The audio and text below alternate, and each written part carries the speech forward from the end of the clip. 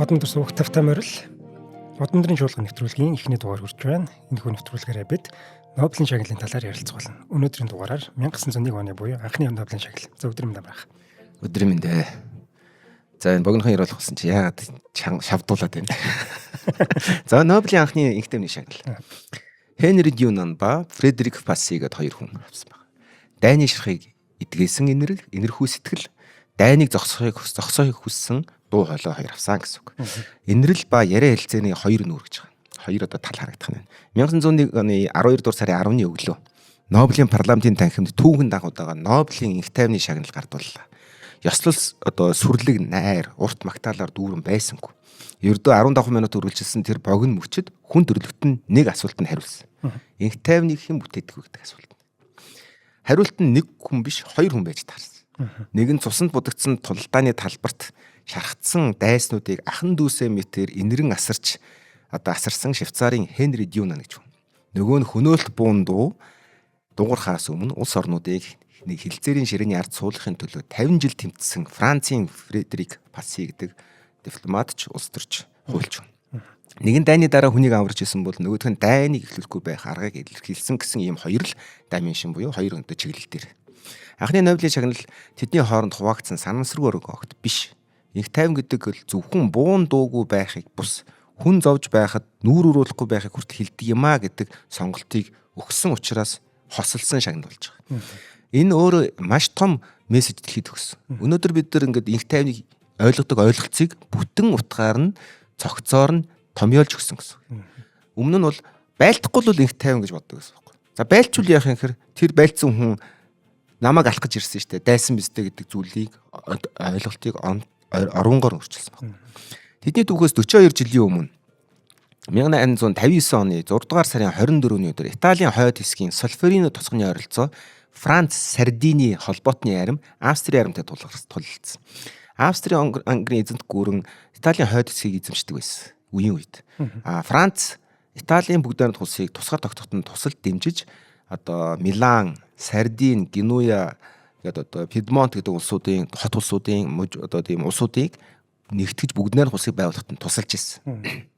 Энэ хоёрын тулдаанд 19-р зууны хамгийн цус мөргөлдөөнүүдийн нэг байсан энэ тулдаан бол. Энэ тулдааны дараа ойролцоогоор 40 мянган хүн амь өргөдөж, шархтаж одоо сургаггүй болох болсон. За энэ талбай одоо дайны талбарт тулдаан дуусны дараа яасан бэ гэхээр ерөөсөө дайн дуусаад буундууд зогссон боловч бүтэн 2 хоногийн турш шархтсан, гар хөлгөөсөн цэргүүдийн орилдон, хашгираа, уйлаа майлан тасрахгүйсэн. Ус гуйсан цэрэг. Зүгээр усаач уучлахгүй байж байгаа хэвтэж байгаа цэрэг тийм ээ. Мөчөө дастуулсан залуус халуун наранд цус алдан хэвтэх хүмүүс хаасаг ус. Эмч байхгүй. Эм тариа хүрэлцээгүй. Зохион байгуулалтаа туслана гэдэг зүйл өөрөөс ямар ч ойлголт байхгүй. Яг энэ газараар 31 настай Швейцарын худалдаачин Жан Анри буюу Хенри Дюнан санамсаргүй явж таарсан. Тэрээр цэрэг биш, эмч биш. Франц алжирдах бизнестэй ус ашиглах зөвшөөрлийг шийдвэрлэхээр Францын эзэн хаан 3 дугаар Наполеонтой уулзахаар энгийн зорилго тээвэрлэн явж исэн аялж явсан хүн энийг хараад бизнесийн бүх асуудлаас нь илүү том зүйл өмнө нь байгааг олж хараад хүн хүнээ алаа зогсохгүй амьд үлдсэн нэгнээч мартан орхидог дайны харгас үннийг нүдэрээ харсан. Юунаа буцаж явсангүй тосгоны сүмийг бүх сүмийг дөрөв эмдэлж болгож хувиргаад хүмүүсийг одоо нутгийн хүмүүсээс тусламж гуйж ус зөөж даав одоо урж боолт хийчихсэн. Франц уу Австри гэж асуусангүй. Кастильоне гэдэг тосгоны эмэгтэйчүүдтэй хамтран шархацсан хүн бүр дээр очихдоо Tutti Fratelli гэж хэлжсэн. За энэ бол Италиар бид бүгд ахан дүүс шүү гэж хэлж байгаа.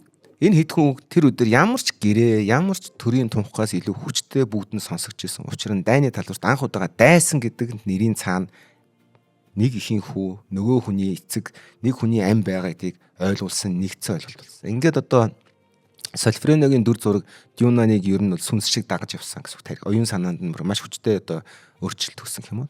Тэр Женевт буцаж ирээд амьдралдаа тохиолдсон аим шиг мартахын оронд бичиж үлдээх шийдсэн. Ингээд 62 онд хэлэгдсэн 1862 онд хэлэгдсэн Солфериногийн тухай дурсамж ном нь зөвхөн дайны аим шиг дүрсэлсэн тэмдэглэл байгаагүй. Дюнан уншигчдаас 2 асуулт асуусан.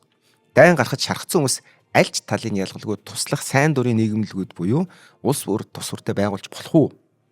тэднийг хамгаалах олон улсын гэрээ байгуулж болохгүй гэж үү гэдэг хоёр асар том нийгмийн асуултыг дэвшүүлж тавьсан. Тухайн үедээс ийм асуултыг баг хинч одоо үгүй үл гүйцэтгэх мөрөөдөл гэж боддог. Дайн одоо цэргийн дүрэн байсан. Дайнд бол цэргийн дүрэн гэж байдаг. Бууд, жадал, тойр, дэлбэл, ал гэхэд харин авар хамгаал бити ал гэдэг дүрэн байдгүй дайнд. Шархацсан дайсан бол тусламж авах ёстой хүмүүс харин ялагдсан талын үлдэгдэл гэж үздэг. Юунан одоо тэр номоо хаад одоо сайд нар генералууд нөлөө бүхий улс төрчдөд илгээж Европ даяараа явж сонсхийг хүсэх сонирхолгүй эсвэл өөрийг нь эсэргүүцэж ирсэн хүмүүсийг хүртэл лекц уншиж чармаан зүтгэж ирсэн. Ингээд 1863 он Женевт 5 хүнтэй хороо байгуулад энэ нь хожим олон улсын улаан загалмай хороо болж хувирсан. Дараа жил нь 12 улс анхны Женевийн конвенцэд гарын үсэг зурж шархацсан цэрэг болон тэдэнд тусалж буй эмнэлгийн ажилтнуудыг төвийг сахисан аливаа дайсагч талаас хамгаалагдах ёстой хүмүүсээ гэж бүгд хүлэмжширсэн. За ямар нэгэн энэ 12 улс дайтах юм бол тэр хэсгийг бол тусад нь авч үзнэ гэж одоо тохиролцсон гэсэн. Цагаан дэвсгэр дэх улаан загалмай бол Швейцарын далбааны өнгийн ургуул соёлбор. Ийм учраас утга нь асар том байлаа. Тэр тэмдэг харагдсан газар энд хүн алах бус хүний аймыг аврах ажил явагдаж байгаа шүү гэдэг дохио болсон. Ингэж Юнан инэрлийг сэтгэлийн гүнээс одоо сэтгэлийн хөдөлгөөнөөс гаргаж ирээд хууль болгоод хувиргасан. Хүн төдөлтний түүний санаа одоо талархан тэрвэрч хүлээж авсан атлаа өөрийг нь огт мартсан. Ингээд одоо бизнесэнд дампуурч хөрөнгө оруулагчид нь хохирон Женевийн нийгэм түүнийг буруутгасан.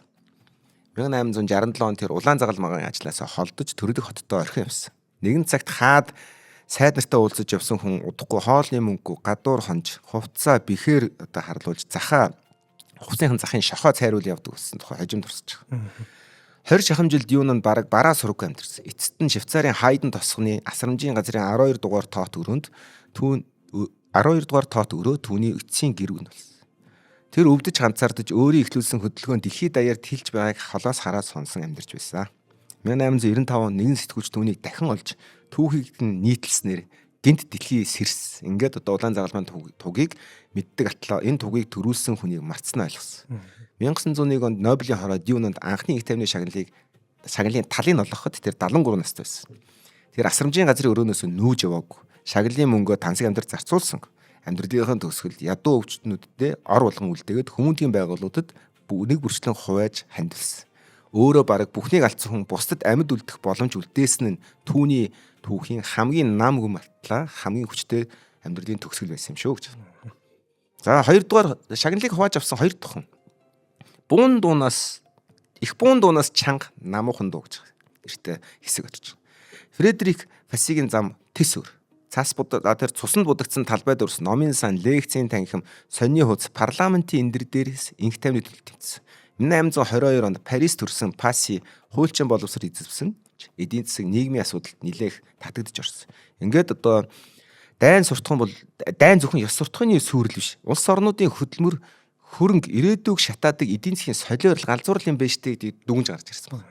Кремийн дайн гэж нэг дайныг мэдэх бах тийм ээ. Кремийн дайны үеэр Францын Луара мөрөн үерлэж маш олон хүний амьдрал зүйдсэн тухай Пасси харсан юм байна. Тэр түүхийг уншаад байгалийн гамшигт хүмүүс зочирдон эмнэлдэг атлаа хүмүүс хүн хүндээ өөрийн гараар бүтээсэн дайн сүрлийг зайлшгүй болно зөв ариун гэж одоо хөлөөнчөрдөг нь төвчхийн аргагүй санагдсан. Мунхаг л санагдсан байна. Тэр цагаас хойш дайн бол байгалийн хүчин зүйл биш ээ. Энэ хүний гаргасан шийдвэр байдаг учраас энэ өөр шийдвэрээр тэр шийдвэрийг зогсоож болно гэдэг оюун дүгнэлтэнд хүрсэн байна.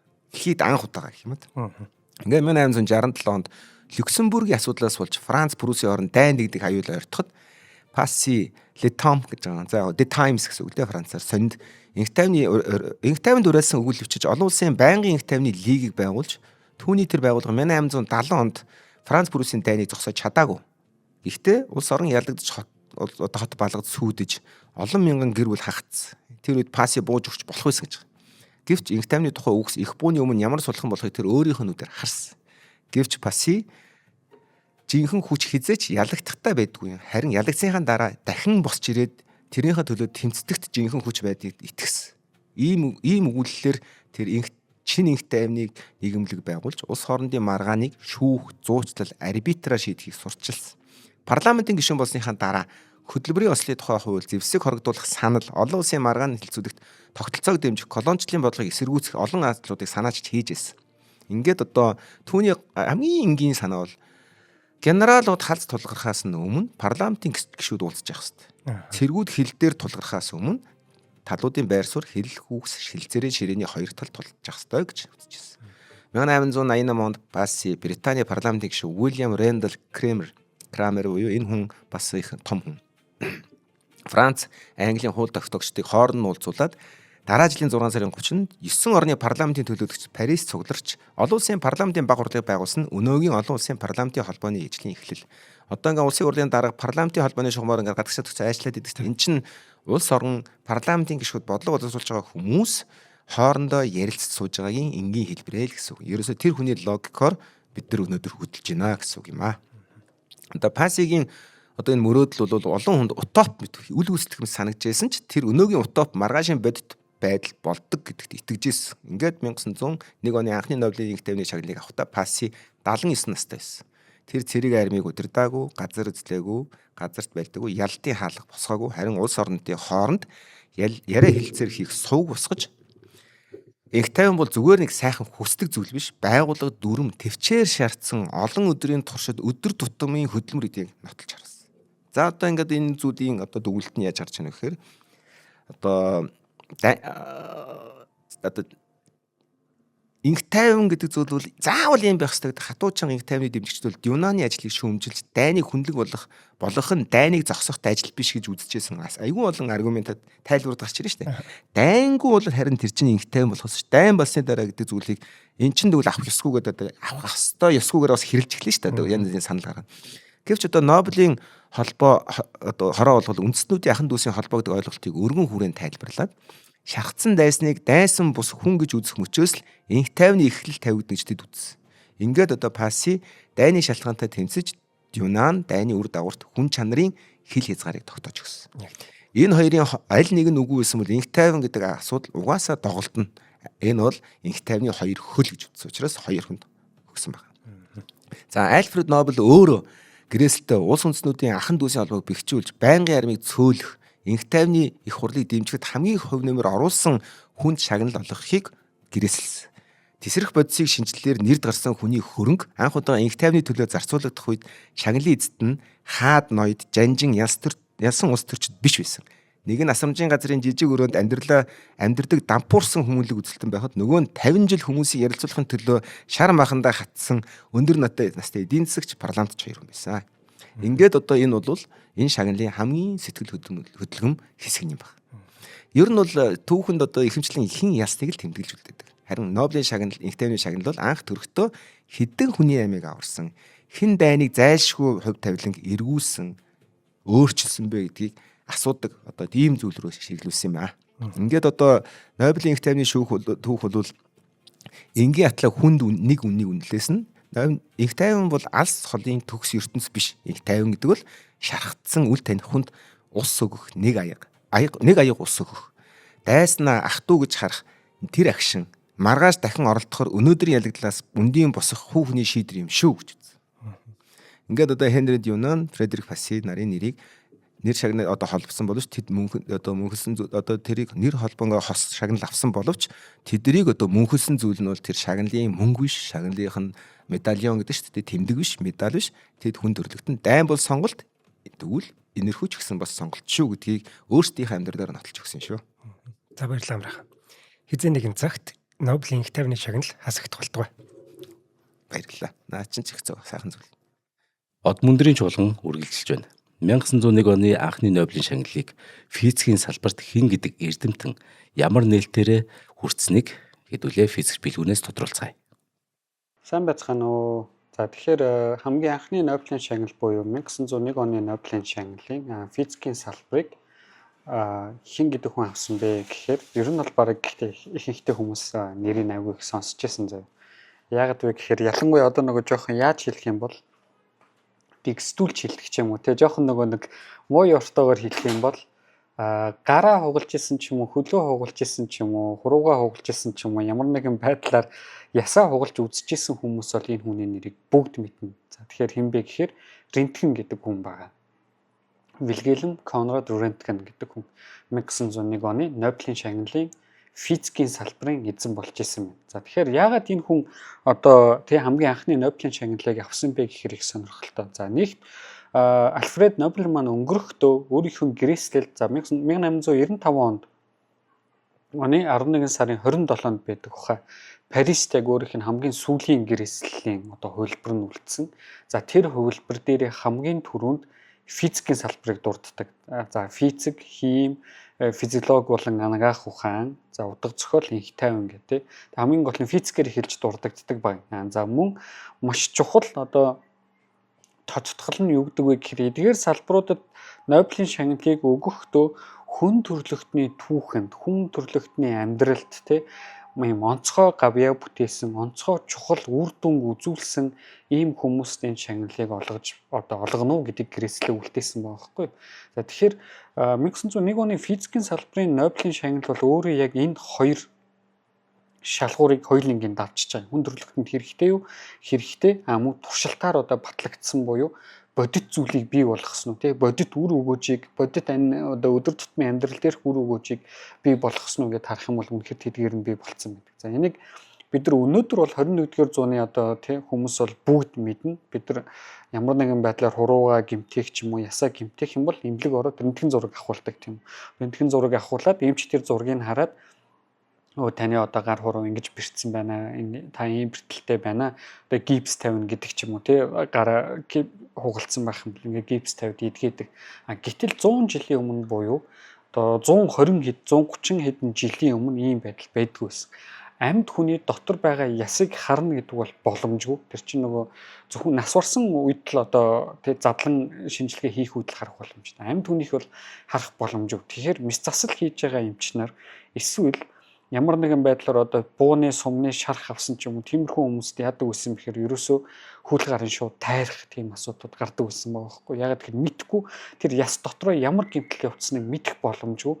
Тэгээ ихэвчлэн баримжаагаар үздэг дарж үздэг ч юм уу гаднаас нь ингэж хараад хэр хавцсан байна, хөхөрсөн байна. За бүр улаан цай нүдэн дээр нь ясан гарч ирээ хугарсан ч юм уу эсвэл улаан цай мөрийцсэн байх юм бол мэддэг. За ингээ хугарсан байна нэг иймэрхүү аргаар эмчилнэ гэдэг. Гэтэл энэ нөр айгу бүдүүлэг айгу хэцүү байсан байгаа юм тухайн үед. Одоогийнхтой харьцуулахад бүдүүлэг шүү айгу хэцүү байсан учраас эрсдэл агуу өндөртөө, эндэгдэл агуу өндөртөө байсан байгаа хгүй ангаахын салбарт. Гэтэл рентген маань рентген цэцэрлэгийг олж нээснээрээ хүний биедрийн биеийн дотор байгаа ясны зургийг шууд авах боломжтой болсноор энийг ерөөсөө шууд ангаахын шинжилгээнд авч ашиглаад тухайн үед шүү дээ 120 30 жилийн өмнө ангаахын шинжилгээнд авч ашигласнаар маш олон хүмүүсийн амийг аварсан. Өөрөөсөө асар их тоолж барамгүй маш олон хүмүүсийн амийг аварсан. За маш олон хүмүүс хөдөлмөрийн чадвараа бүр мөсөн алдах, эсвэл талаар алдах аюулаас аврагдсан байдаг.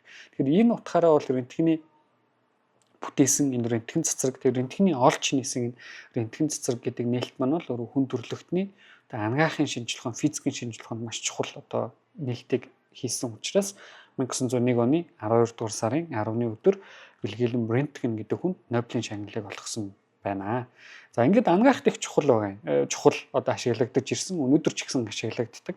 Нөгөө талаас нь рентген цэцэрэг гэдгийг физикт одоо ч гэсэн ашигладаг. За юунд ашигладаг вэ гэхээр ангаах ухаанд рентген цэцэрэгээр би хүний биеийн дотор байгаа тэр ясны бүтцийг хүний биеийн дотор юу байгааг харах гэдэг шүү дээ. Рентген цэцэрэг ашиглаад. Нөгөө талаас физикт бид рентген цэцэрэгийг ашиглаад атомын гүнд юу байгааг мөн харахыг зорддог гэсэн. Нэг өсөндөө атомын цөм ямар бүтцтэй байдгийг бол тэрийг тойроод эргэж байгаа электрон ямар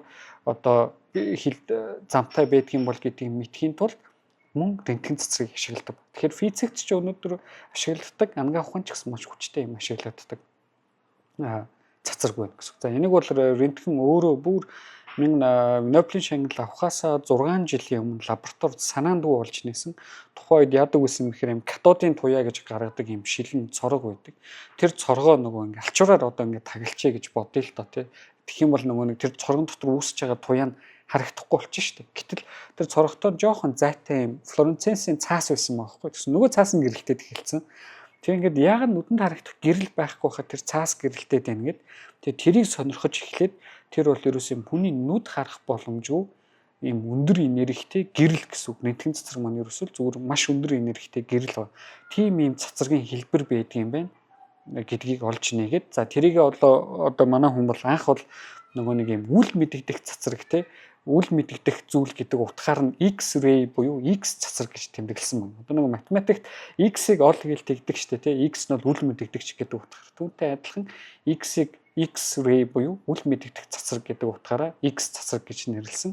За өнөөдөр яг монголчууд бол рентген цацраг гэж ярьдаг. Англи хэлэнд барууны орнууд бол X-ray гэж ярьдаг. Тэгэхээр ийм санаандгүй байдлаар хамгийн анх X цацрагийг буюу рентген цацрагыг рентген гэдэг эрдэмтэн маань олж нээсэн байна. За эндээс нэг сонирхолтой зүйлийг зүгээр анзаарахад тухайн эрдэмтэн маань тэр зүйл яагаад болоод байна те ямар нэгэн туршилтын алдаа ч юм уу хайчиж болно те гэтэл тэгээгүй яагаад ийм зүйл болоод байна гэж сонирхсноороо маш том Нобелийн шагналын хэмжээний нээлтийг авчирсан байна. За үүнээс хойш хэд хэдэн нээлтүүд маань өөрөө одоо рентгенээс хойших нээлтүүд маань өөрөө физикт цацраг итгэх гэж юу юм бусад эрдэмтдийн судалгаануудаараа цацраг итгэх цөмийн урвалуудыг олж нээсэн байна. Нэгсэндөө рентген цацраг юунаас гаралтай гэдгийг дараагийн Нобелийн шагнал хийзэд маань олж нээсэн байна. Тэгэхээр дараагийн дугаараараа тэр тухай илүү дэлгэрэнгүй ярилццгаая.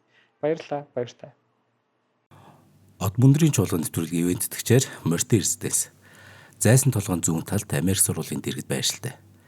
За чанартай амьдрын ураатай Морти Эрсдээс төсөл нь нийт 3 блок 12 давхар тэгээ доороо нэгдсэн B1, B2 давхарт 345 автомашины дулаан зогсоолтой ийм нийт 375 айлын хотгон байна. Ашиглалтанд 100% орсон. 2 дугаар ээлжийн 68 м2-аас 122 м2 бүхий 3-аас 4 өрөө бэлэн байр санал болгож 2 өрөө байр нь дууссан. За ус цэвэршүүлэх нэгдсэн систем төслийн хэмжээ суурилуулсан. Тактийн үнийг бол 100% тооцоогүй. Барилгын стандартаар болон такт буюу балконы талбай 30% тооцох стандарттай байдаг гэсэн Морти Эрсдээс төслийн үед бүх балконы талбайг 100% тооцоолгүй бэлэг болгох гэж байгаа. За тэгэхээр нийт 375 айлд 430 зогсоол төлөвлөсөн байгаа. Тэгэхээр айл бүрд хүрэлцээтэй авц зогсоолтой. За бодитоор харах юм бол хажуудлын барилгын цонхуудыг тийм хаахгүй зорилгоор 45 м-ийн зайд энэ барилгуудаа төлөвлөсөн. Мөн хамгийн гоё нь дэлхийн номер 1 хүүхдийн тоглоомын талбай үйлдвэрлэгч Дайн улсын алдарт компани брэндтэй хамтран ажиллаад одоо хүүхдийн тоглоомын талбай нь үнэхээр гайхалтай болсон. Хотхондоо хүртэл одоо бүр дээж өргөх талбайтай. Тэгэхээр зайсан толгойн зүүн Америк сургуулийн Чанхойд байршилтай Морти Эрсдээс та байр авахыг хүсвэл борлуулалтын албаны утсыг нийлж өгье. 76 тэгтэг 67 76 тэгтэг 67. За ингээд физикч бэлгүүндээ баярлалаа. Дараагийн одоо салбарын нээлтийг хэдүүлээ сонирхцгаая. За дараагийн Нобель бол утга зохиол. Хөтлөгч Цэнгэл баяр. За баярлалаа. За Нобелийн сангаас нөгөө жил болгон шагнал гардуулдаг 5 салбарын нэг бол утга зохиол. За тэгэхээр утга зохиолын шагналыг одоо энэ Стокгольм хот дахь Шведийн уран зохиолын академи хариуцдаг. Тэгэхээр энэ шагналд ямар хүмүүс одоо Нобелийн шагналд нэр дэвшүүлэх эрхтэй байдаг вэ гэвэл утга зохиолын Нобелийн шагналтнууд за Шведийн академи болон одоо зорилго бүтцийн ижил төстэй бусад академи, байгууллагууд, нийгэмлэгүүдийн гишүүд, за мөн төрөл бүрийн дээд боловсролын байгууллагуудын уран зохиол хэл шинжилгээний профессорууд, за тухайн орны уран зохиолыг төлөөлж байгаа зохиолчдын эвлэлийн ерөнхийлөгчд одоо бас одоо нэр дэвшүүлж шалгаруулдаг байна. Тэгэхээр Нобелийн сангаас олгодог энэ шагнал нь мэдээж нөгөө уран зохиол, утга зохиол талдаа бол хамгийн нэр хүндтэй шагналтай тооцогдсон. Тэгээд 1901 онд энэ анхны утга зохиолын Нобелийг ямар хүн авч ийсэн болоо гэдэг бас надад маш сонирн байлаа. Тэгээд жил болгоо олгож байгаа энэ шагналыг 2025 оны байдлаар бол 122 зохиолч хүртсэн байгаагаас 18 нь эмэгтэй хүн байдаг. Бус нь бүгд эрэгтэй хүн байдаг. За бусад салбаруудын адил 1901 онд анхны шагналыг ямар хүн авсан бэ гэхээр Францын яруу найрагч, зохиолч Сюли Придом гэж хүн хүртсэн байдаг. За Францын яруу найрагч хүртсэн байгаа. Тэгээд энэ хүнд одоо шагнал тодорхойлохдоо дээд зэргийн идеализм, уран сайхны төгс төгөлдөр байдал, зүрх сэтгэл, оюун ухааны ховор хослолыг нотолж байгаа яруу найргийн бүтээлүүдийн онцгойлон хүлээн зөвшөөрсний тэмдэг болгож одоо энэ шагналыг олгоо гэсэн одоо бичвэр байдаг.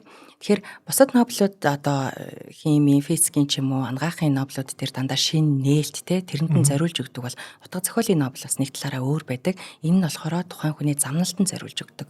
Энэ зохиолын төлөө, энэ номны төлөө биш. Тэр хүний ерөнхий одоо уран бүтээлийнхэн замнал одоо бичсэн ерөнхий шинж чанар, зарчим юу гэдгийг тэрэнд нь зориулж ерөнхийд нь дүгнж өгдөгөөрөө бас их үнцэнтэй шагнал болдог. За Энэ хүн маань шагнал хүртсэн энэ хүн маань яруу найргаас гадна маш тийм сонирхолтой эсээнүүдийг бичдэг тийм хүн байсан. За эхний бүтээлүүд нь утга уянгийн талдаа байсан бол цаашлаад илүү одоо философик гүн ухааны шинжтэй болж ирсэн. За мөн Францын зохиолчдын тэр Парнас бүлэгмийн гишүүн байсан. Энэ бүлэгм нь болохоор тийм романтизмын хуучинсаг байдлыг үгүйсгдэг ийм одоо бүлгэн байжээ. За Сюли Прюдомыг утга зохиолын анхны Нобелийн шагнал яг ингээ гардаж авсан үед нь Аугуст Стринбергер удирдуулсан Шведийн бүр 49 зохиолч одоо Шведийн академид эсэргүүцэл илэрхийлээд яагаад энэ хүү авч байгаа юм бэ гэсэн байдаг. Тэгэхээр энэ дээр бас нэг бид анзаарч байгаа. Одоо бид өнөөдөр Нобелийн шагналтны нэрийг дурдж байхад одоо төдийлөн сайн танихгүй нэр дурдагтаад байна. Тэгэхээр энэ шагналаас өөрөө маргаантай ирсэн байдаг. Яагаад энэ хүн энэ шагналыг авсан болоо гэдэг нь бас чадах чинийгээрээ тайлбарлахыг үү те. За энэ одоо Нобелийн шагнал анх гардуулж эхэлсэн одоо түүхэн яагаад гардуулж эхэлсэн гэхээр нөгөө Шведийн зохион бүтээгч, хиймч, инженер, динамитын одоо зохион бүтээгч Альфред Нобель нас барахаас өмнө одоо үлдээсэн креслийн дагуу хүн төрлөختөнд хамгийн их ашиг тусаа өгсөн хүмүүсийг шагнах энэ Нобелийн шагналыг анх бий болгож ирсэн. Физик, хим, физиолог буюу ангаах ухаан, их тайван за тэгээд одоо утга зохиол гэсэн энэ салбаруудад одоо шагналыг олгож эхэлсэн. За тэгээд энэ хүн болохоор анх одоо бичгтээ энэ хүн болохоор утга уянга одоо яруу сайхныг ослуулахаас гадна гүн гүнзгий амьдралын тэр мөн чанаруудыг өөрөө бас яг утга зохиолын салбарт анхнаасаа ажилласан хүн зүтгэсэн хүн биш байсан. Тэгэхээр энэ хүний тэр шинжлэх ухааны мэдлэг энэ байдлууд нь бас маш их давуу тал тэр бичвэрт нь бас гүн шингэж өгсөн байдаг. За ямар амьдрал туулсан хүн энэ шагналыг авсан болоо гэхээр 1839 онд Францын Парис хотод төрсэн юм хүн байдаг. Эхнээсээ тийм утга зохиолын одоо замаар шулуудаж яваагүй инженер болохыг хүсэж байсан ч гэсэн эрүүл мэндийн асуудал болон юм санхүүгийн асуудлаасаа болоод санхүүгийн бэрхшээлээс болоод мөрөөдлөө баг залуу насндаа бол орхиод өөр мэргэжлээр ажиллаж байсан. За дараа нь философи утга зохиол татагдаж эхэлсэн. За хожим нь бол бүтээлүүдийнх нь хамгийн том онцлог өөрөө тэр эхэндээ өөр салбарт хүчин зүтгэсэн тэр байдал нь утга зохиолд нь гүн шингэж бүтээлүүдийн илүү өөр онцлог шин чанартай болгосноор энэ шагналыг бас хүртсэн болов. За зүгээр нэг тийм сэтгэл хөдлөлөө илэрхийлдэг яруу найрагч бол байгаагүй. За амьтан гэж яг юу юм? Энэ амьдрал чинь юу юм? Хайр гэж юу юм? Ганцаардал гэж юу юм? Оюун ухаан, сэтгэл хоёрыг яг аль нь хүнийг удирдах байгаа юм ч гэдэг юм уу? Энэ байдлаараа илүү гүн гүнзгий бичдэг ийм хүн байж амьдралын утга учирыг хайдаг. Тэгээд хайр дурлалын тухай ч юм уу утга уянгийн тухай бичээд байгаа энэ зохиолч маань өөрөө насаараа ганц бие амьдэрсэн. За тэрний тэр ганцаардал өөрөө тэр нандин сэдвүүдийг бас гүн гүнзгий бодоход бас хүргэсэн болов уу ч гэж Цаг зав гаргасан шүү дээ. Тийм бодогдож байгаа. Уг нь бол хайрыг жинхэнэ хайрлуулсан хүн бичих юм болов уу гэж бодохоор энэ хүн бол ганцаархнаа насыг барсан ийм хүн байдаг. За Нобелт яагаад сонгосон болоо гэж бодохоор энэ хүн идеалист чиглэлд хамгийн шилдэг бүтээл тойрвсон хүнд олгоно гэсэн одоо тий Нобелийн нэг тийм зарчим ч юм уу тийм утгатай заалт байдаг. Тэгэхээр тухайн үед одоо Европын утга зохиолын ертөнцид маш олон алдартай зохиолч байсан. Нобелийн хороо тэгэхэд энэ одоо Сюли Прюдомыг сонгосон байна шүү дээ тий. Энэ хүний нэг шүлэгт ингэж гардаг байхгүй юу? Нэг ваарны тухай гардаг маш алдартай хагарсан ваар гэж шүлэг байдаг. Энэ дээр нь нэг ваарны тухай өгүүлэн за гаднаас нь харахад нэг жижигхэн ан цав гарсан ваар. За дотроо устай цэцэгтэй. За цагийн яйсаар ус нь өөрөө ууршиж алга болоод тэр цэцэг нь хатаж үгүй болоод тэр ваар хагархаа одоо хинт ч хэрэггүй те тийм нэг юм хагархаа хэвээрээ үлдлээ. Уг нь бол ингээд нэг юм дэвүүрээр цохоод хагалцсан ваарны тухай гардаг. Тэгэхээр миний сэтгэл яг тийм байна гэдэг тухай өгүүлдэг. Тэгэхээр тэр жижигхэн ан цавч гэсэн хүний сэтгэл дотор шарахыг бий болгоод эн чинь 100 гаруй жилийн өмнөх юм ярьж байгаа шүү дээ тий. Тэгэж ингэж хүний сэтгэл одоо хагарсан ваар шиг үлддэг юм шүү ч гэдэг юм уу. Ийм байдлаар ийм гүн гүнзгий утга агуулгаар ерөн зохиол бичвэр яруу найраг одоо эсээнүүдэд бичдэг байсан. Энгийн зүйлээр маш том санааг хүнддэг байсан гэх юм уу. Тэгэхээр бид нар нөгөө нэг Нобелийн шагнал гэхээр юу гэдэг одоо за Нобелийн шагналт гэлтгүй ер нь бид нар Толстой, Хемингуэй, Маркс одоо Борхес ч юм уу те энэ хүмүүсийг мэддэг байтал энэ хүний нэрийг одоо төдийлөн сайн цээж одоо тийштэй гэд мэдэхгүй байгаагийн шалтгаан нь энэ хүн өөрөө ихэнхдээ яг тухайн үеийн Францын утга зохиол философи орчинтой маш хүчтэй холбоотой зохиолуудыг бичдэг байсан. Тэгээ энэний дараагаас 20 дугаар зуунд утга зохиолын чиг хандлага эрс өөрчлөгдөөд шинэ модернист зохиолчид гараад ирсэн. За тэгээд одоо ингээд арчигдаад алга болж хизээч чадахгүй. Яагаад гэвэл энэ хүн түүхэндээ Нобелийн анхны Нобель авсан утга зохиолын энэ эрх юм аа. Тэгэхээр хувь амьдрал нь нэг юм байж, уран бүтээлийн үед юм байж, харин бас сонирхуулахад яг Нобель авснаасаа хойш бол энэ хүн яг эрчимтэй уран бүтээл төдийлээ хийгээгүй байдаг. Тэгээд амьдралынхаа сүүлийн мөчд бол намдуухан амьдарч байгаад ингээд ганцаархнаа байжгаад бас насыг барсан юм хүн байдаг. Тэгэхээр нөгөө түүхийг баллуурдаж болдгоотой адилхан энэ хүний тэр бүтээлүүд бол тэр 100 гаруй жилийн өмнөх тэр үедээ бол яг одоо философи, гүн гүнзгий, шинжлэх ухаанч талаас нь бичсэн маш гүн гүнзгий утга зохиолын утга уянгатай ийм бичвэрүүд байсан. Тэгээд энэ хүн 1901 онд одоо утга зохиолын шагналтан гээд энэ 100 гаруй жилийн түүхийг эхлүүлж гисэн ийм хүн байгаа юм. Ямар гоё сэтгэл хөдлөмөр түүхээ. Би зүгээр ингээ бодлоо л доо. Яг би бас нөгөө 10 жилдээ бас өөрөө бас ингээ шүлэг зохиож үзэх гээд ядан штэ нэг өсвөр насны хүүхдүүд тэгдэж штэ тий. Хөгүүчтэй энэ хүүхдүүд. Тэгээ би яг тэгхтээ нэг үг бичижсэн. Тэрийг яг сая ингээ санаанд орчлоо. Сэтгэл гэдэг бол сэтэрхийн мөртлөө хагаршгүй баар гэж бичижсэн аахгүй юу. Тэгээ яг сая чамаа ингээ ярьсан чи миний ингээ баг ингээ хүүх хараад томроод энэ яг ямар хүн бэ гэд харсан чинь сахалтай. Харин тий яг агүй сони юм тий. Нэрээ яг нэг тэр гоё сэтгэл дотор байдаг жижиг мэдрэмжүүдийг бид нар бас тий бид нар Нобель авахгүй ч гэсэн гоё хөглөөд бичвэл утга уран зохиол гэдэг зүйл бас гүйцэтгэх үүрэг нь бас кино бүх юм айгүй гоё штэ. Сая яг орж иж шүү. Ямар Нобель хэд гинэ гэдэг. Сая бүрстөө юу гэл. За баярлалаа. За химийн салбарын Нобель бол бас их сонирхолтой. Ер нь бол химийн ер нь Нобелийн салбарт одоо энэ шагнал өгөхдөө физикийн салбарт эхлээд өгөөд дараа нь химийн салбарт өгөөд ингээ явдаг. Дараа л нэг юм. Тэгэхээр одоо физикийн салбарт 1901 онд анхны Нобелийг бол хүн бол рентген гэдэг хүн л авсан байж байгууд яг 2 дахь Нобель авсан. Түүхэн цаг хугацаанд 2 дахь Нобель авсан. Одоо энэ Жакобус Хенрикус фон Хофф гэдэг юм байна. За фон Хофф гэж одоо унших юм шиг байгаа тийм. Энэ фон Хофф гэдэг хүн болохоор ер нь бол Голландын физикийн хэмж гэж авдаг. Тэгээ ганцаараа Нобелийн шагнал хүртсэн. Нэгэсэнд одоо Нобелийн шагналыг чинь 3 хүртсэн бол хэд дээр нь хувааж авах гэдэг дээ шүү дээ. Ганцаар болгоор бүгдийг авсан гэсэн. Тэгэхээр одоо одоогийн тэр сая доллартай тэнцэх хэмжээний энэ мөнгийг ганцаараа авсан. За ийм хүн байж байгаа. За физикийн химч гэхээр одоо ямар хүн байдаг? Ер нь бол химч хүн. Гэхдээ илүү физик талаас нь, химиг бол физик талаас нь, илүү физикийн суур энэ юу талаас нь, хуулиуд талаас нь судалдаг тийм ээ. Энэ химийн дотор явагдаж байгаа энэ бүтэц одоо энэ молекулын бүтэц гэж болно, химийн уруулууд гэж болно. Ер нь л одоо энэ химийн бүтэцүүд яаж хоорондоо ингэж нэгдэж нийлээд байгаа, яаж ингэж уруулд ороод байгаа гэдэг бүх зүйлийг яг байгалийн хуулийн үндсэн хууль талаас нь, физикийн хууль талаас нь судалдаг. Ийм салбарыг физикийн хим гэж нэрлэдэг. За тэгэхээр ийм физикийн химч хүн байсан. 2 ажлаар бол Нобелийн шагнал хүртсэн байдаг. За нэг нь болохоор осмосын даралт. Тэгээд дээрэс нь 3 хэмжээст молекул. Нэгсэндээ осмосын даралт болон одоо энэ 3 хэмжээст молекулын ажлуудыг хийсэнд чинь зориулж Нобелийн шагнал, химийн салбарын Нобелийн шагнал ёо гэдээ авсан гэсэн. За физикийн химийн салбарт болохоор ер нь бол одоо түрүү хэлсэн чинь физикийн хим гэж одоо юм салбар байна. Тэгээд энэ салбартаа бол ер нь цоо шин ийм математик суурь бүхий ийм одоо шинжлэх ухааныг баг нээсэн. Цоо шин энэ шинжлэх ухааны дэд салбарыг нээсэн гэж хэлж байна. За яг энэ утгаараа Нобелийн шагнал авсан байдаг. Хамт өрсөлдөжсэн хүмүүс нь шүү дээ тий. Менделеевийн митинг одоо мундаг том болсон.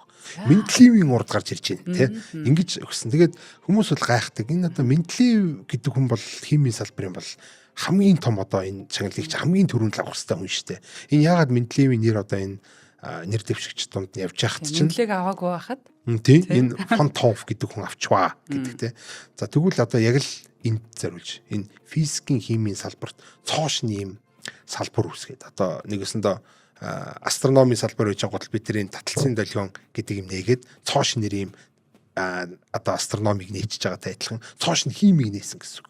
Цоош нь химийн дэд салбарыг нээсэн. За тэр нь болохоор одоо биологт болон одоо энэ ерөөсөө химийн ирээдүйд маш том юм хувь нэмэр оруулах зүйл байсан болохоор за Менделеевийг төр байжээ. Эхлээд энэ фон Хофф төгчгээд өгсөн баг. За Менделеев бол бүр тэр чинь 1907 хүртэл бол жил болгон дэвшээ авсан. Харамсалтай нь ингээд нас орсон.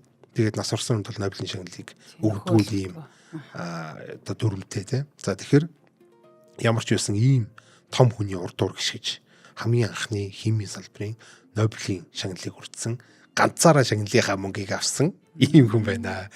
За энэ хүний ажлууд нь их сонирхолтой. Одоо осмосын даралт 3 хэмжээст молекул гэдэг нь юу юм бэ? Осмосын даралт гэдэг нэг тустай юм байна. 3 хэмжээст молекул гэдэг нь 2 тустай юм байна.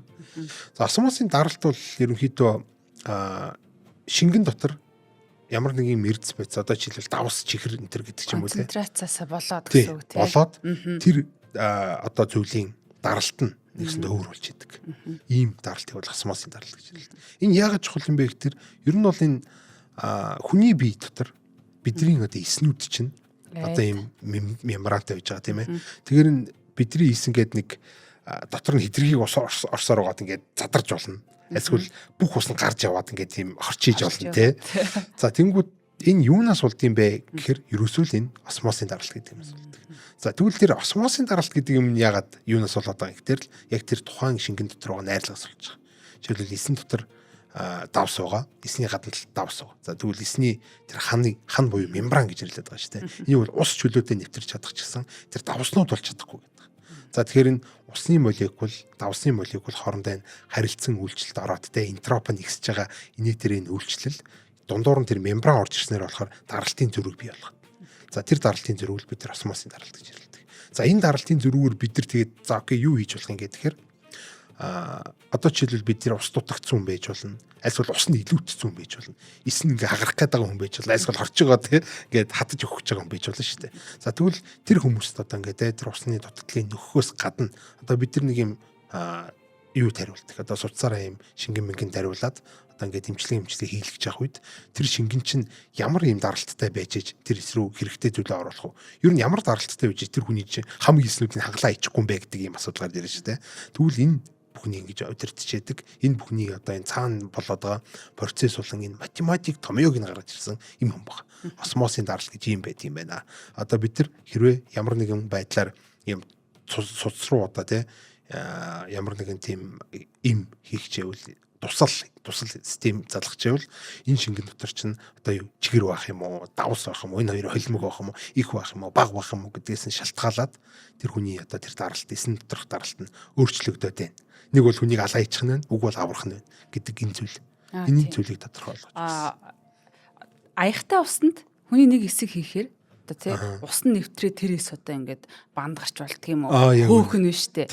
Давстай усанд хийх юм бол одоо эсрэгээрээ усаа алдаад хорчих нь. Ерөөсөө л энэ санаа шүү дээ. Тий одоо хамгийн энгийнээр ингээд тийм YouTube гэж яддаг заа. YouTube гэдэг айгүй хөлбөртэй.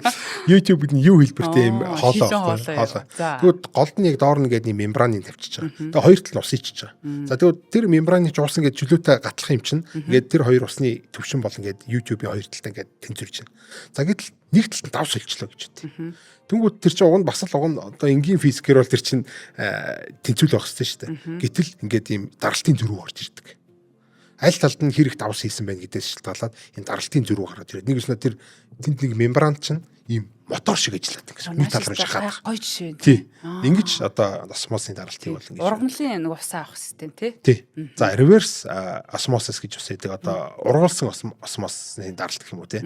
Энэгээр бол бид тэр одоо тэр мембраныг ашиглаад усыг одоо давсаас нь ялгадаг гэдэг ч юм усыг цэвэршүүлдэг энэ гэдэг гайхалтай технологиуд бол байгаа.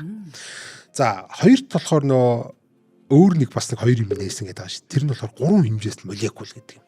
Тэр нь юу вэ? Тий. Тийм их сонь одоо яг хоо 3 хэмжээст молекул бол 3 хэмжээстэй байх хэрэгтэй гэдгийг бол хэлсэн юм баггүй юу. Тэгээд одоо ингээ харахаар бол эн чинь баг 100 гаруй жил явнах тий. Энэ зүйл одоо угаасаа 3 хэмжээстэй энэ чинь яхаараа тий. Энийг таамаглаа гэдэг ингээ Нобелийн шагнал авчдгийг. Тэгэхээр энэ тухайн үед бол цаг үйл маш өөр байсан гэдгийг ойлгох хэрэгтэй. За жишээлбэл шүү дээ тий. Яг тэр үед болохоор за энийг болохоор нэг хөөрхөн түүхтэй цуг ярихгүй бол. Ямар ч гэсэн 3 хэмжээст молекул гэдэг бол ер нь одоо бидний гар баруун гар болон зүүн гар хоёр бол яг молекулын төвшөнд яг одоо энэ атом молекул одоо орцтой энэ харилцаа холбоо энэ холболт молболтын төвшөнд бол яг адилхан хоёр юм баггүй. Уг нь бол баруун зүүн гар хоёр гар. Гэтэ нэгэнд нь таардаг байлээ нөгөөд нь таардаг. Энэгээр л ерөөс хамгийн том жишээ болгож авч байна.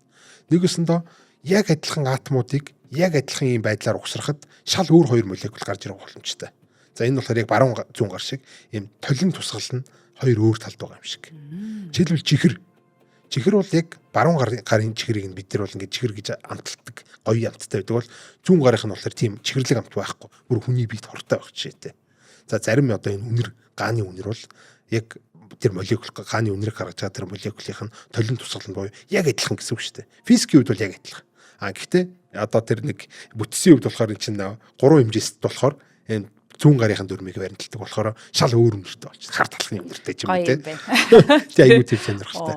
За ийм зүйл байж иж ер нь бол энэ 3 хэмжээст байж иж тэгэхгүй бол тухайн үед ч юм болохоор ингээд химийн энэ молекулуудыг бол дандаа ийм хавтгаа дээр үүдэг гэж боддог байсан. Тэгэхээр баруун зүүн ерөөс хамаагүй болчих жоохоо байхгүй. Гэтэл 3 хэмжээст болоод тэгэхээр баруун зүүн хамаатай болоод эхэлж байгаа гэсэн. За энийг л ерөөсөө нээсэн гэсэн. Уургийн нугалралт гэдэг шиг дахин шүү гэдэг шиг. Баруун гар болыг баруун гар яг л тийм шиптэй байх хэвээр хэлбэртэй байх хэвээр болохоос ш тэр толин молин ч юм уу те ямар нэгэн байдлаар орлох юм бол байхгүй байна. Тэгээд энэ бол аюу тийм чухал юм байна гэдэг нээс. За ер нь цаадах чинь бол нэлийн дээр үүдийн нээс 22 настай байхдаа бол нэлээд олон жилийн өмнө бол энэ ажлаа бол нээсэн байсан. Гэхдээ яг тэр үед нь болохоор Германы аюу тийм алдартай хэмжээдэг. Hermann Kolb гэдэг. Ер нь бол Kolb гэдэг нэг юм Kolb шилмэл гэдэг. Ер нь одоо бид нар чинь нэг юм лаборатори альсгүй шинжлэх ухааны тэргэнгүй чинь гурвалжин юм шилэн юу гараад ирдэг шил лаборатори. Эн чинь Kolb-ийн шил гэдэг байхгүй. Ер нь бол аюу алдартай хүн. Тэрийг хүртэл юу болоод энэ Kolb-ийн нэрээр нэлсэн баг үү те. Гэтэ нэлийн эрт үеийн буюу одоо туршилтын хим гэж авдаг л да. Туршилтын химийн үеийн хүн болохоор бүх химийг туршилтаар баталгаажуулах хэрэгтэй. Нүдэрээ хардаг байх хэрэгтэй. Гараараа барьж болдог байх хэрэгтэй гэж үзсэн ийм хүн байхгүй. Одоо хуучинсаг үзэлтэй хүн гэсэн. Энэ хүн болохоор ерөөсөө энэ манай Фантофийн ажлыг хараад 3 хэмжээстэй байх хэрэгтэй гэдэг ажлыг хараад за энэ үлстэй нэг жоохон ялах хүүхдийн ялах жижигтэй одоо нэг юм бага насны хүүхдийн те юм фантаз хин чирэггүй фантаз байна гэж ингэж юу байсан. Өөрийн одоо уран төсөөллөөрөө хийсэн юм хэрэггүй юм байна гэж боддог байсан. Энэ айгүй тийм сонин дүнлэж байгаа. Нөгөө талдаа ч гэсэн манай фантоп болохоор юм айгүй тийм зоримог, юм хөвсгөлт, юм эсэргүү санаа гаргаж ирж байна гэсэн. За яагаад тэр үед юу байгаагүй. Одоо энэ гайхалтай энийг ерөөсөө хүмүүс хүлээж авахгүйгээр тэр том кол бүртэлгээд тухайн юу хүмүүс ер нь яаж хүлээж авахгүй. Яагаад бид нар тийм амархан хүлээж аваад байгаа гэхээр за тэр үед нэгт атом молекулуудыг мэддэггүй байсан. Гэхдээ бодлого бодохдоо болохоор атом молекул ашиглаа бодчихдаг. Энэ бол зөвхөн математикийн зайл гэж боддог байсан. Гэтэл тэр атом молекул гэж нэрлээд байгаа юм нь жигнэсээ байд юм гэдгийг мэддэг нэгт. Хоёр тэр атом молекулыгаа жигнэсээ байдаг гэдэг юм нотолж хараагүй, нүдэрээ хараагүй, угаас нь нүдээр харах боломжч байхгүй гэж үздэг. Тэр нөгөө математикийн аргаараа ингээд бодцдаг аргаа ингээд дүрслээд үзэхээр ингээд цаасан дээр дүрслээ үзэж байгаа юм л тэ. Ааш 2 гоо дааш оо гэж донд зураал ингээд хоорондоо холбож дүрсэлж байгаа. Энэ бүх дүрслүүд нь бүгдээр автгай дээр уу цаасан дээр байдаг гэсэн. За бүгд ингээд цаасан дээр ингээд бодож явах үед бол тий гинт нэг үгүй эн чин дээшээ ингээ гараад ирдэг байхгүй гэх юм бол хинж толгойд багтахгүй нэгт. Хоёрт болохоор үгүй наа чин зүгээр математикийн зайлмаг штэ. Чи яагаад энийг 3 хэмжээст юм жигнэсээ байдаг гэж бодоод байгаа юм гэдэг. Тэг хүлээж авдаг байсан. За тэгвэл үгүй эн чин жигнэсээ байх та байд юм байна. Гэтэ байх та бүр 3 хэмжээстэй. Тэгээ 3 хэмжээс нэг хоорондоо юм. За тэгээд нэлээд удаан явсан энтэйгээ эсэргүүцэлтэй лааста намайг хинж ойлгохгүй байна гэдэг. Гэтэ бууж өг. Цаад чинь бол ингээд бүх хүмүүст одоо тэ уран төсөөл гэж чухал юм байт юм байна. Хамаг алдартай эрдэмтдтэй л уран төсөөлийг ашигладаг юм байна гэдэг. Төсөөлж чадвал тухай нэгт ийм хийж явсан. За хоёрт болохоор энийг батлах энэ зүйлийг хийсэн баг. За тэр яаж баталсан бэ гэдэг юу юм ч атом молекулыг бид нар одоо хүртэл нүдээр харж чадахгүй шүү дээ. Арай гэж л харж байна шүү дээ. Орчин үеийн одоо телескопуудаар нөгөө микроскопуудаар. Гэтэл тэрийг ингээ харахтаа болохоор гэрэл тусгасан баг.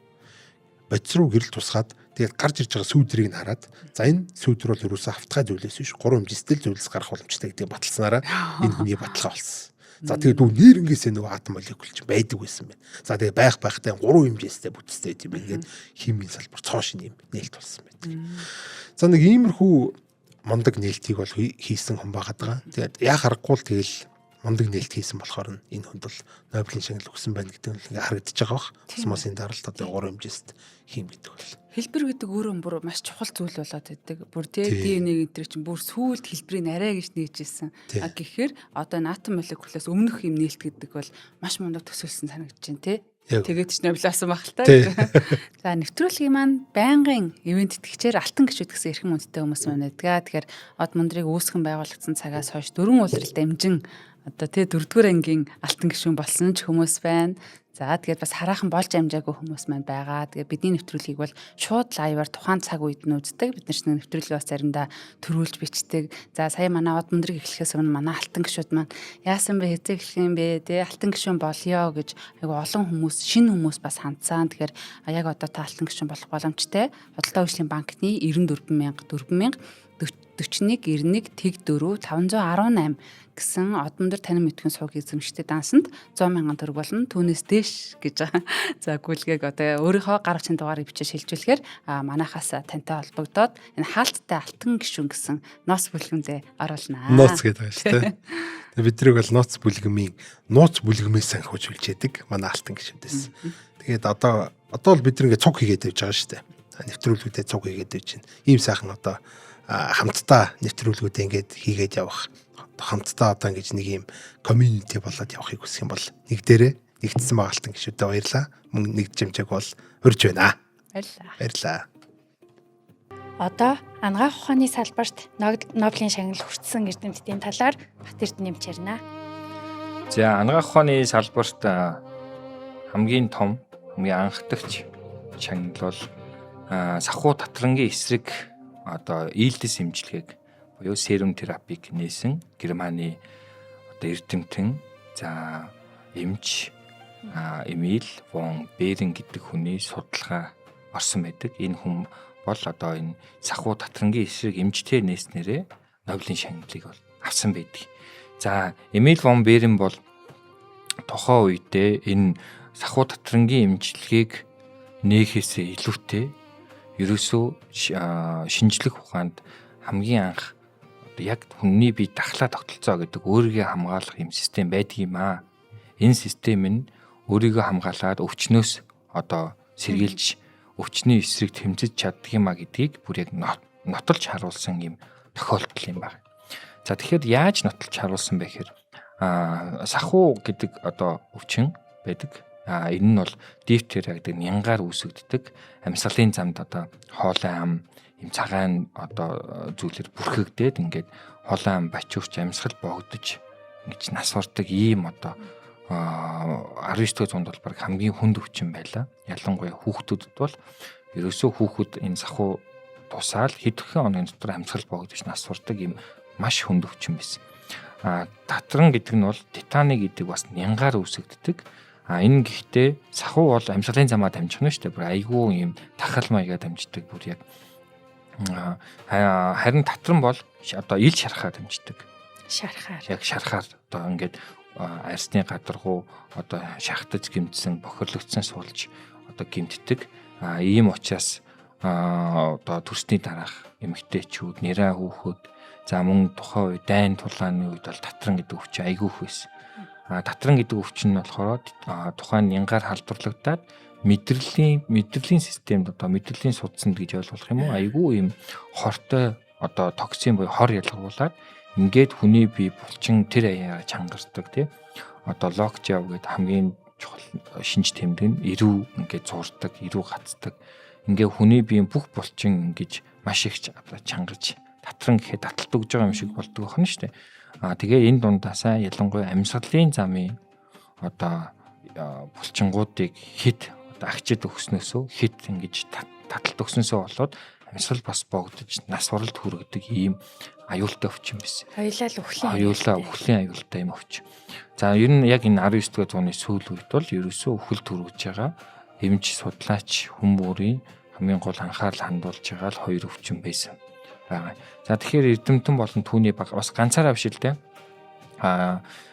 Кисатато гэдэг Япон эрдэмтэнтэй маш олон жил хамт ажилласан байдаг. Эрдэмтэн бол хамт одоо энэ Нобелийн шагналыг авалцсан байдаг. Багийнхан хүн маш олон судалгаанд энэ бичигдсэн ба. За энэ хүмүүс бол яг юу хийсэн бэ гэхээр сахуу татрангийн нянг маш бага тунгаар мал амьтанд тариад ингээд тодорхой хугацааны дараа тухайн мал амьтныхаа цуснаас ийлцгийг нь ялгаж аваад ингээд энэ ийлцээ эмчилгээнд ашиглаж байгаа гэсэн үг. Одоо сахуу туссан хүнд ашиглана гэсэн үг. Ингээд вакцин бол биш. Вакцин бол биш. Энэ нь бол серум терапи буюу ийлдэс эмчилгээ гэсэн үг. Ийлдэс эмчилгээ гэдэг нь тэр цусны ийлдэс дотор бэлэн болцсон сахуугийн эсрэг бий байгаад байгаа. Дахлааны нөгөө мал тарьсан байгаа шүү дээ. Мал тэрний эсрэг бие үйлдвэрлэсэн байгаа. Тэр эсрэг биеийг нь цуснаас нь аваад сахуутай хүн тарьчих чинь гэсэн үг. Ингээд тэр сахуутай хүмүүсийг имчилдэг, татрантай хүмүүсийг имчилдэг. Энэ имчилгээг бол гаргаж ирсэн. За энэ бол маш үр дүнтэй байсан. Ингээд нэгдүгээрт бол тохоо үедээ энэ эрдэмтний судалгаагаар энэ сахуу татран гэдэг өвчнөөс бол хичнээн олон 100 сая хүний амийг аварсан байгаа. Нэгдүгээрт. За хоёрдугаарт тухайн үеийн ангаах ухаан гэдэг зүйл бол дархлаа тогтолцоо гэдэг ойлголт ер нь яг нотлогдоогүй байхгүй гэсэн үг. Ингээд иммунолог буюу одоо яг ангаах ухааны ангаахын шинжлэх ухааны салбар шинжлэх ухаан иммунолог буюу дархлаа судлалын шинжлэх ухааныг анхны үүслийг нь тавьсан зүйл нь энэ судалгаа гэсэн үг байх нь шүү дээ. Энэ юу гэхээр хүний эсрэг бие буюу тэнд өвчний эсрэг үүссэн эсрэг биеийг эмчилгээнд ашиглаж байсан тохиолдол болж байна гэсэн үг. За энэ нь бол цаашлаад бидний мэдэх нөгөө вакцин тий маш олон эмчилгээ судалгааны үндэс суурь ерөөсөө гол үндэс нь болж өгсөн суурь болж өгсөн энэ нээлт байгаа даа гэсэн үг. Энэ ангаах ухаанд бол үнэхээр үнэлж барамгүй юм нээлтийг гаргаж өгсөн ийм судалгаа байгаа. За нэгдүгээрт бол энэ хүн бол миний дүгнж байгаагаар 2 маш том нээлтийг дэлхийн нийтэд хүн төрөлхтөнд гаргаж өгсөн Эмил фон Беринг гэдэг энэ эрдэмтэн эмч маань. Нэгдүгээрт энэ хамгийн аюултай тахалт хүргэдэг, шууд үхэл төрүүлдэг 2 өвчнөөс нь ангижруулж чадсан баг, эмчилж чадсан баг. За хоёрдугаарх нь энэ дархлаа тогтолцоо гэдэг систем таны биед байдаг шүү, хүний биед байдаг юм шүү. Энэ системийг цаашид судлаад ашиглаад бид нар маш олон өвчний эсрэг тэмцэх боломжтой болдгоо шүү гэдэг үндэс суурийг гаргаж өгсөн. Сэргийлж болно гэсэн санаа юу? Эмчилж болно, сэргийлж болно тий. Сэргийлнэ гэдэг нь бид нар вакцин махна шүү дээ үржилж хийдэг. Яагаад тэгэхээр энэ судалгаа гарахын өмнө дэлхийн нийтэд ийм алдарт өвчний эсрэг эмчилгээ юу байсан бэ гэхээр зөвхөн шинж тэмдгийг жоохон багасгах. Нэгдүгээрт, хоёрдугаарт зөвхөн асаргаа хийх гэсэн юм 2хан төрлийн эмчилгээ байсан байхгүй. Яг энэ судалгаа гарахын өмнө ерөөсөө сахуугаар өвдсөн байлаг бол шинж тэмдгийг нь хараад жоохон халуур бол жоохон халууны буулгаач юу тийм үү те шинж тэмдгийг нь бууруулахыг зориод хоёрдугаарт асаргаагаас жоохон сайжруулад сайн хоол унд хийдүүлээд сайн амраагаад сайн асраад өөр эмчилгээ байхгүй байтал анх удаа бүр яг эмчилгээ журмаар орж ирсэн судалгаа байгаа. Энэ бол бүр үнэхээр алтчиг зүйл байсан гэсэн үг. Ямар гоё юм бэ? За ингээд энэ хүн бол энэ бактерийн судалж ийн гэсэн үг шүү дээ тийм. Энэ эмч бактериологч хүн маань бол ингээд энэ ирээдүйн ангаах ухааны хөгжилд бол ерөөсөө маш огцсон түлхэж өгөөл тэгээд өөрөө бол удаагүй 1917 он хүртэл амьдэрсэн байдаг.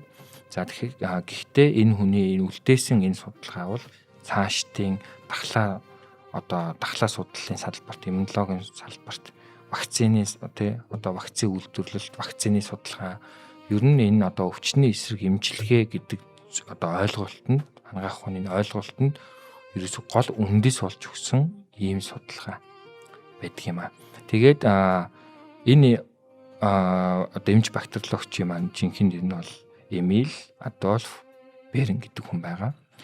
Вон гэдэг нь бол герман хүн шүү дээ. Германд нэг ван гэдэг ч юм уу тийм хэрэгэм зэрэг цол ингээд энийг бол Нобелийн шагнал авсныхын дараа хожим хойно вон гэдэг цолыг өгсөн. За тэгээд Адольф гэдэг нэр нь бол 2 дугаар дайны дараа Адольф Гитлераас болоод Адольф гэдэг нэр нь бол дуудагдахгүй гэж өнгөрдөг. Уг нь бусдаараа бүтэн нэр нь байгаа гэдэг. Бүтэн нэр нь бол Эмил Адольф Беринг гэдэг хүн байна шүү дээ. Тэгээ одоо бол хүмүүс энэ хүнийг дурсахтаа Эмил фон Беринг гэдгээр нь дууддаг. Вон гэдэг нь бол энийг цол хэрэг германых нь ингээд цол хэрэг юм гэсэн үг. Англиар sir гэдэг шиг нэ. Тийм яг англиар sir гэж байгаатай яг ижилхэн гэсэн үг. Бас нэг нэмэлтээр хэлэхэд бол айгүй тийм гоё юм нь энэ судалгаанд Аз хүн оролцсон байдаг. За фон Беринг энэ судлаачийн маань багийн маш олон жил хамт ажилласан багийнх нь одоо номер 1 хамтрагч нь бол Кисатато гэдэг Япон судлаач байдаг. Бас эмч бактериологч юм хүн байдаг. Энэ хүн бол бас энэ судалгаан дээр маш сайн ажилласан ийм одоо түүхтэй. Тэгэхээр анагаах ухааны хөгжилд бол одоо жишээ нь тэргүүлж байгаа улсууд бол Япон, Герман улс байна. Гэтэл анхны Нобелийн шагналд нэрлэгдэжсэн эрдэмтний судалгаанд байгаа 2 хүн бас Герман, Япон ийм 2 хүн байдаг онцлогтой. За энэ одоо өвчнөөс одоо ангижруулсан энэ зүйл яагаад маш чухал вэ гэхээр яг одоо өнөөдөр манай Монгол улсад хүүхдийн товлолт вакцинд сахуу татрангийн вакцин хийгдэж байгаа. Хамгийн олон хийгдэж байгаа. 2 сартаа тэгдэнэ, 3 сартаа тэгдэнэ, 4 сартаа тэгдэнэ. За ингээд ой 6 сартаа тэгдэнэ, 18 сартаа гэсэн үг. Ингээд дахиад сэргээх тунганд 7 настайд хийдэг. Дахиад 15 настайд сэргээх тунгийн хийдэг. Хүмүүс одоо сандаг бол тий 1-р ангид нэг одоо намайг 1-р ангид байхад өстой амар өвдүүлэл сургууль дээр нэрэл болчинд нь тарьдаг байсан. Энэ вакцин бол сахуу татрангийн эсрэг вакцин байдаг бахнэ. Жишээ нь энэ одоо судалгааны гасны дараа одоо энэ вакцин хийлэгдэг болсноос болоод энэ сахуу татран гэдэг өвчнөөс бол дэлхийн нийтээрээ ангижирч чадсан байдаг. Хаста бахархалт нээлт хийсэн юм байна. Ийм одоо нээлт байгаа. Тэгэхээр өнөөдрийнхөө эхнийхээ энэ дугаараар энэ одоо анагаах ухааны гайхамшигтай энэ одоо ийдс хэмжлэгээ серум терапи за цаашлаад маш олон зуун сая хүнийг бол үхлээс аварсан эмчилгээ. За бүр цаашлаад анагаах ухааны ерөөсөө эмчилгээ дахлаа судлал гэдэг зүйлийн үндэс болсон энэ одоо дифтера гэдэг өвчний эсрэг хийсэн серум терапийн Эмил Вон Беринг одоо эмч бактериологч болон түүний багийнхны судалгаагаар бол Нобелийн шагнал авсан байдаг ийм түүхтэй. 125 жилийн өмнө. 125 жилийн өмнө. Энэ удаагийн Нобелийн шагналтнууд нэвтрүүлэг энэ хүрээд өндөрлж байна. Үзэг сонсогчдоо баярлалаа. Та бүхэн од мөндөр суугтайгаа хамт байгаарай. Мөн YouTube хуудсан дээр subscribe дарж биднийг дэмжээрэй. Баярлалаа. Түр баяртай.